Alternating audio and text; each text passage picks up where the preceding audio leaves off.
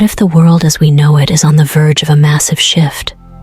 What if Baba Vanga, the blind mystic whose predictions have left historians speechless, foresaw a dramatic power transition in 2025? And here's the real question: is your country on this list? Because if she was right, we are witnessing one of the most significant global transformations in modern history. Stay until the end, because what you're about to hear might change the way you see the future. Baba Vanga, often called the Nostradamus of the Balkans, has predicted global events with eerie accuracy, from the fall of the Soviet Union to the rise of artificial intelligence. But what she predicted for 2025 is far more alarming. According to her, 3 nations will rise to dominate the world stage, while 3 others will struggle, even face collapse. But here's the real mystery. Is this merely political and economic, or could a deeper force be shaping the fate of nations? Today, we're not just breaking down Baba Vanga's prophecy, we're diving deep into the hidden forces behind it: impermanence, karma, and adaptability. Because history has taught us one thing: those who resist change fall. No empire lasts forever. Rome, Britain, the Mongols, the Soviets, each had their golden age before fading into history. But why do great nations fall? Is it corruption, war, economic failure? Or is there a spiritual karmic cycle at play, as ancient wisdom suggests? The real question isn't just which nations are rising or falling, it's whether their fate is already sealed, or if they can still change course. Let's uncover the truth. Let's talk about Turkey, a country that has always been at the center of history, and now, it's making moves that could change the world stage in ways nobody expected. See, Turkey isn't just a country, it's a bridge, literally. It sits right between Europe, Asia, and the Middle East. That means it has a front row seat to everything that happens in these 3 powerful regions. And guess what? It's using that position to its advantage. The Bosporus, Turkey's secret weapon. Let's start with the Bosporus Strait. Ever heard of it? Well, you should. It's one of the most important trade routes on the planet. Almost 10% of global commerce flows through this narrow waterway. Oil, natural gas, goods. It all passes through Turkey's backyard. Now imagine this. What if Turkey decided to tighten its grip? What if it started controlling who gets access and who doesn't? That would give them massive political leverage over some of the biggest economies in the world. And trust me, countries like Russia, China, and the EU are paying attention. Think this is far-fetched? Let's rewind to 2022. When the Russia-Ukraine war started, Turkey shut down the Bosporus to Russian warships. That wasn't just a power move, it was a message. A message that Turkey isn't afraid to use its geography as a weapon. The rise of Turkish military power. But Turkey's strategy isn't just about trade routes. It's building a military powerhouse, and the world is taking notice. Let's talk about drones. If you've been following modern warfare, you know that Turkish drones have changed the game. The Bayraktar TB2 drone, you've probably heard the name, has been one of the most effective weapons in conflicts across the world. From Syria to Libya to Ukraine, these drones have helped shift battle outcomes in ways no one saw coming. And here's the kicker. Turkey isn't just using them, it's selling them. Countries from Europe to Africa to Asia are lining up to buy Turkish drones. Why? Because they're affordable, efficient, and deadly. Even major players like Poland and Ukraine have placed orders. Now, why does this matter? Because the more countries rely on Turkey for weapons, the more influence Turkey has over global conflicts. That's power, economic expansion. But is it sustainable? All right, let's talk about Turkey's economy. Because while all of this military and strategic power sounds great, it won't mean much if the economy can't keep up. Here's the deal. Turkey has had massive inflation problems. In 2022, inflation hit 80%. That's crazy. Prices skyrocketed, the currency collapsed, and people started losing faith in the system. But here's what makes Turkey different. Instead of relying too much on foreign nations, it's been pushing for economic independence. They're tapping into natural gas reserves in the Black Sea, developing their own tech industry, and building strong trade ties with Asia and Africa. Still, the big question is, can Turkey sustain this growth? Because history tells us military expansion without economic stability never ends well. Just look at the Ottoman Empire. It was one of the strongest in history, but when the economy crumbled, so did the empire. Turkey's political balancing act. And then there's politics. Turkey plays both sides like a master chess player. One moment it's working with NATO. Next, it's shaking hands with Russia. It's got trade deals with China, but it's also deepening ties with the Middle East. No other country is walking this tightrope as well as Turkey is right now. But here's the thing. This balancing act can't last forever. At some point, Turkey is going to have to pick a side or risk losing trust from everyone. The big question: so where does this leave us? Is Turkey on its way to becoming a true global superpower? Or is it playing a dangerous game that could backfire? Because here's the truth. Power doesn't come from just making big moves. It comes from making the right moves. And Turkey? It's walking a fine line. So what do you think? Is Turkey's rise unstoppable? Or are we watching a nation take one risk too many? Drop your thoughts in the comments and let's break it down together. Let's talk about India. Because if you think the future belongs to the West, think again. This country is not just rising, it's accelerating at full speed. And here's the kicker. Most people still don't realize just how big of a deal this is. The economic explosion. Let's start with the numbers, because numbers don't lie. India is on track to surpass Germany and Japan to become the third largest economy in the world. That's right. By 2025, only the US and China will be ahead. That's insane growth. But here's the real question. What's fueling it? Simple. India has a booming middle class, a tech industry that's exploding, and a young, hungry workforce. Think about this. The median age in India is just 28. Compare that to China, where the population is aging fast, or the US, where birth rates are declining. That means India has a workforce that's growing, not shrinking. And in the modern economy, that's everything. And here's something even crazier. India isn't just following trends, it's leading them. In AI, in space exploration, in renewable energy. We're talking about a nation that's not just playing catch-up, it's shaping the future, tech domination, and the space race. All right, let's talk about technology. Because if you think Silicon Valley is the only place making breakthroughs, you need to check out what's happening in Bangalore, Hyderabad, and Mumbai. India's tech industry is booming. Companies like Infosys, Tata Consultancy, and Wipro are competing with the biggest names in the US and China. And when it comes to AI, India is training millions of young engineers to develop, integrate, and expand AI technology. But let's zoom out for a second. Because India isn't just making waves in tech, it's going to space. Did you know that India was the first country to land a spacecraft near the moon's south pole? Yeah, the Chandrayaan-3 mission was a huge success, and now, India has its eyes set on Mars. Think about it. Space is the next frontier of power. The countries that dominate space aren't just going to win the economy, they're going to win global influence. And India? It's already on the leaderboard, the cultural superpower.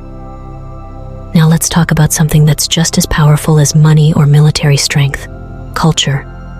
India's influence isn't just economic, it's cultural. And if you don't believe me, just look at the facts. Yoga, meditation, and holistic healing, all rooted in Indian traditions. Bollywood? It's the largest film industry in the world, bigger than Hollywood in terms of output. Indian food? You can find it in every major city across the globe. And here's what's even more interesting. Western leaders and top CEOs are turning to Indian philosophy to navigate high-pressure leadership. Mindfulness, meditation, detachment from stress, all of it comes from Indian spiritual teachings. The challenge is ahead. But hold on, is India's rise guaranteed? Not so fast, because with rapid growth comes massive challenges. First, infrastructure. Roads, power grids, public transport. India needs to scale up fast to support its exploding economy. Second, inequality. The country has some of the wealthiest billionaires in the world, but it also has millions still struggling in poverty. The big question is, can India close that gap before it slows down its progress? And third, regional tensions. India's relationship with China and Pakistan is complicated to say the least. And in today's world, conflicts don't always start with war. They start with trade battles, cyber attacks, and economic pressure.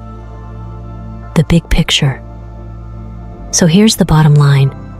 India isn't just rising, it's reshaping the future. And if things continue the way they are, it could be one of the most dominant nations in the world in the next few decades. But here's what I want to know. Is India unstoppable, or are there roadblocks ahead that could slow it down? Drop your thoughts in the comments. Let's break this down together. All right, let's talk about Brazil. Because while everyone's focused on military power or economic domination, Brazil is rising in a completely different way. The green superpower. Here's something most people don't realize. Brazil holds the key to the planet's future. Why? Because it's home to the Amazon rainforest, the so-called lungs of the earth. This one rainforest produces 20% of the world's oxygen and absorbs an enormous amount of CO2. That's a big deal in an era where climate change is one of humanity's greatest threats. And now, Brazil is positioning itself as the global leader in sustainability. In the past, Brazil was criticized for deforestation and environmental destruction, but now, it's flipping the script.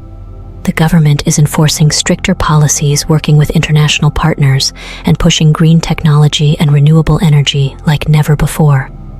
The renewable energy giant. Let's talk about energy.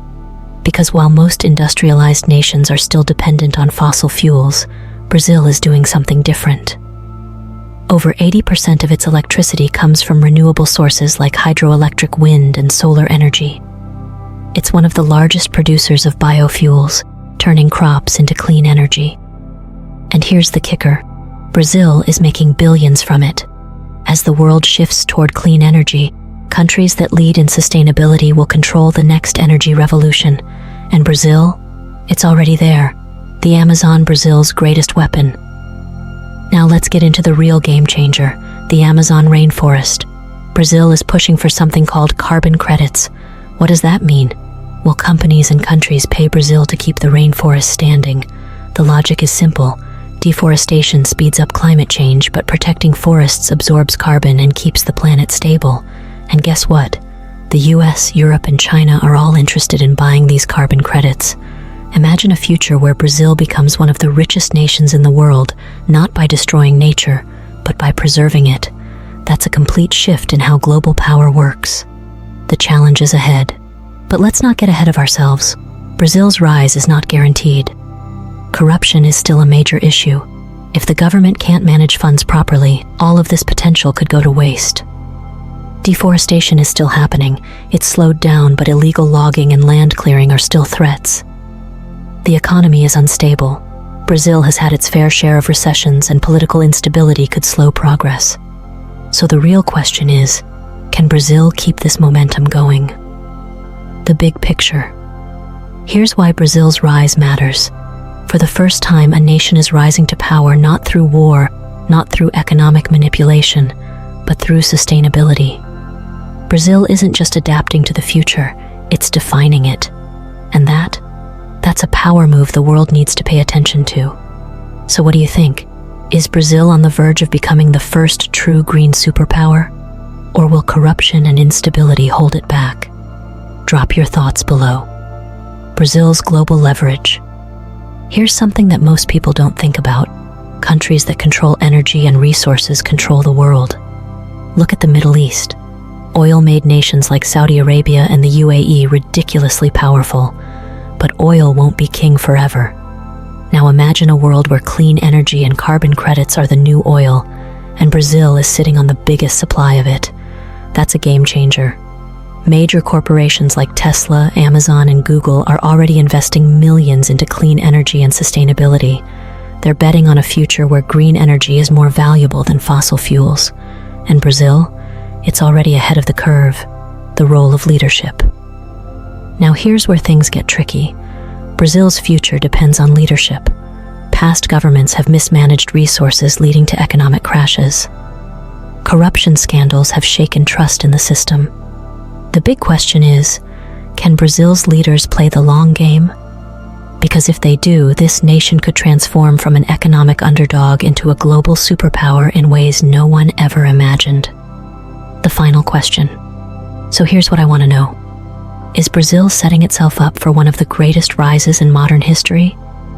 Or are we looking at a nation that has all the potential in the world, but too many internal struggles to fully capitalize on it? Drop your thoughts below. Let's break this down together.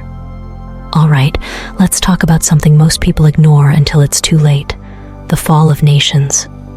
We love to talk about rising superpowers, but history shows us that for every empire that rises, another one collapses. And according to Baba Vanga, 3 nations are heading straight for disaster. The first one, the United States, the American crossroads. Look, the United States has been the dominant global power for decades, but that doesn't mean it's untouchable. In fact, history tells us that every great empire eventually faces a turning point. Rome, Britain, the Soviet Union, they all had their golden ages, and then came the decline. Now could the US be next? The internal struggles. Let's break this down. America's biggest enemy right now isn't another country, it's itself. Political division is at an all-time high. The left and right aren't just disagreeing, they're at war with each other. Social media fuels the fire, turning every debate into a battlefield. And when a nation stops seeing itself as united, that's when cracks turn into fractures. Think about it. Abraham Lincoln once said, "A house divided against itself cannot stand." And right now, America is looking pretty divided. Economic red flags. Now let's talk money. Because economic decline is often the first sign of a falling power. The US is dealing with record levels of national debt. We're talking trillions. Inflation is making everything more expensive, and the wealth gap is widening. The rich get richer, while the middle class and lower income families are struggling just to keep up. Sound familiar? That's exactly what happened to past empires before they collapsed. Look at the Roman Empire. It fell partly because of economic instability, excessive spending, and wealth inequality. Now look at America today. See the pattern. Global influence is shifting. For decades, the US has been the world's police force, but now nations like China, Russia, and even regional players like India and Turkey are challenging American dominance. The world is slowly shifting away from a US-led order toward a multipolar world. That means America doesn't call all the shots anymore, and that loss of influence, that's dangerous for a superpower used to being in control. Think about this. Even allies are starting to hedge their bets. Saudi Arabia is making deals with China. Europe is questioning US leadership. And BRICS nations are actively working on a financial system that doesn't rely on the US dollar.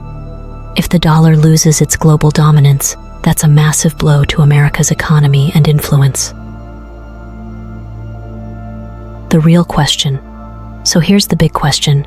Is the US facing a temporary crisis, or are we witnessing the beginning of its decline? Because if history has taught us anything, it's this. No empire thinks it can fall until it's already too late. Now I want to hear from you. Is America still the world's dominant power, or is it on a slow path to collapse? If you're still watching, you're one of the few who see what's coming. Drop A in the comments if you want more insights on this. Social unrest and the collapse of trust. But it's not just about money and politics. It's about trust. The American people are losing trust in their institutions. Congress has one of the lowest approval ratings in history. The media is more polarized than ever, and many people no longer believe the government has their best interests at heart. Now think about this. What happens when people stop believing in the system? Riots, protests, civil unrest. We've already seen glimpses of this in recent years. From the financial crisis in 2008 to the Capitol riots in 2021, history keeps showing us that when faith in leadership collapses, the nation follows. Military might doesn't guarantee stability. Some might argue that the US still has the most powerful military in the world, and yeah, that's true. But here's the problem. No empire has ever survived on military strength alone. Rome had the greatest army of its time, but it still fell. The British Empire had the strongest navy, but that didn't save it. The US spends more on defense than the next 10 countries combined, yet it struggled to win prolonged conflicts like in Vietnam, Afghanistan, and Iraq. Power isn't just about weapons, it's about economic stability, cultural influence, and social unity. And right now, those are the areas where America is showing serious weaknesses. The turning point. Every empire reaches a moment where it has to choose adapt or decline. America is at that crossroads. The question is, will the nation come together to fix its internal divisions, manage its economy, and redefine its global role? Or will it continue down a path of political chaos, financial instability, and declining influence? Your thoughts. So what do you think, is the United States still the world's most dominant power? Or are we watching the slow-motion decline of an empire? Drop your thoughts in the comments and let's break this down together. Alright, let's talk about another nation that could be on the brink of collapse, Russia. For years, it has been a global powerhouse, but history tells us that when great nations stop adapting, they start declining. And right now, Russia is facing some serious challenges that could shake its foundation. The war and its consequences. First, let's talk about the war in Ukraine. Russia expected a quick victory, but instead it's turned into a prolonged, costly conflict that has drained its economy, weakened its military, and isolated it from the global stage. Sanctions have hit hard, cutting Russia off from major Western markets. Major corporations have pulled out oil and gas exports once the backbone of Russia's economy have taken a major hit. And with every passing month, the financial strain gets worse. But here's the thing. Wars don't just drain economies, they also test leadership. And right now, Putin's grip on power is being challenged from within. Internal unrest and power struggles. See, on the surface, Russia looks strong, but look closer, and you'll see the cracks. Putin has built his rule on control and fear. But history shows that leaders who rule this way often face internal betrayals. We've already seen Wagner's rebellion, an armed group that was once Putin's ally turning against him. That's a sign of instability at the highest levels. If military groups are willing to challenge the Kremlin, what does that say about the future of the government? And let's not forget about the Russian people.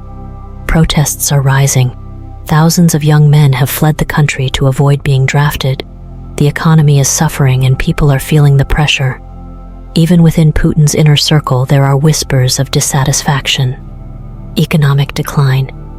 Now let's talk about the financial side. Russia has long relied on oil and gas exports to fuel its economy. But with sanctions in place and Europe moving toward energy independence, Russia is losing its biggest customers. Sure, China and India are still buying Russian oil, but at discounted rates. That means Russia is making far less money than before. And when your economy depends on one major industry, a hit like this can be devastating. The Russian ruble has lost value, inflation is rising, and as more money is poured into the war, the average Russian citizen is paying the price.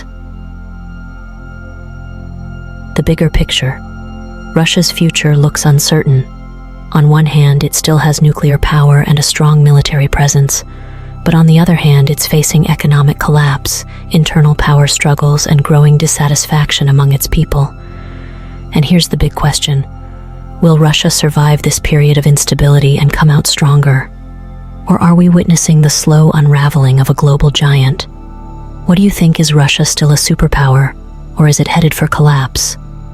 Drop your thoughts in the comments and let's break this down together. The sanctions and their long-term impact. Let's talk about something people underestimate. Sanctions might not destroy a country overnight, but they create a slow-burning crisis, and Russia is feeling the heat. Major Western companies have pulled out McDonald's, Starbucks, Coca-Cola. Gone factories that relied on imported parts are struggling. The Russian tech sector has been crippled by a lack of access to Western software and semiconductors. And here's something most people don't realize. Russia's economy was never as strong as it seemed. Even before the war, corruption was eating away at the system. The government is propping up the economy through heavy state control, but how long can that last? demographic disaster, the silent collapse. But here's the real kicker. Russia is running out of people. No, seriously, Russia's population is shrinking fast. Birth rates are at historic lows, life expectancy is declining, and the war has made things even worse. Millions of young working-age men have either fled the country or been sent to the front lines. No economy can survive when it loses its workforce. Japan and Germany are aging, but they have strong economies to balance it out. Russia doesn't, and that's a long-term crisis that no amount of military power can fix. The final question. So here's where we're at. Russia is at war, bleeding money, losing people, and facing growing internal unrest. History tells us that great powers don't always collapse in a single moment. Sometimes they slowly crumble under their own weight. So what do you think? Is Russia still a global powerhouse? Or are we watching a nation slowly fall apart from the inside? Drop your thoughts in the comments. All right, let's talk about the United Kingdom. Because while most people see it as a stable, developed nation, Baba Vanga's prophecy suggests otherwise. Could the UK really be on the brink of collapse? Sounds crazy, right? But if you look closer at what's happening inside the country, you might start to see the cracks. The Brexit fallout, a nation divided. First, let's talk about Brexit, because that's where the trouble really started. When the UK voted to leave the European Union back in 2016, a lot of people thought it was about gaining independence, taking back control. But what really happened? The economy took a hit. Trade became more complicated. Businesses faced new restrictions, and major companies started pulling investments out of the UK. The British pound dropped in value, and inflation started creeping up. But more than anything, Brexit divided the country. It wasn't just about politics. It became personal. Families were split. Friendships ended, and the nation has been more polarized than ever since the vote. The Scottish independence question. Now here's where things get even messier. Scotland voted to stay in the EU in 2016, but since the UK as a whole voted to leave, Scotland was forced out too. And that didn't sit well with a lot of people. Now the movement for Scottish independence is stronger than ever. The Scottish National Party is pushing for another referendum. If they succeed, the UK could lose 1/3 of its landmass and a huge chunk of its economy. Think about it. Would the UK even be the UK anymore if Scotland broke away? The economy is struggling. All right, let's get into the numbers. The UK is facing some serious financial issues. Inflation has been climbing. Wages haven't kept up with rising costs. The cost of living crisis is pushing millions of people to their breaking point. Energy prices are out of control. Public services are stretched thin. And let's not forget the strikes. Healthcare workers, transport staff, even lawyers are protesting for better pay and conditions. A strong economy holds a country together. But when people start struggling to afford basic necessities, that's when real instability starts. The political chaos. And then we have politics. Since Brexit, the UK has gone through multiple prime ministers in just a few years. Theresa May, Boris Johnson, Liz Truss, Rishi Sunak. That's 4 leaders in a short amount of time.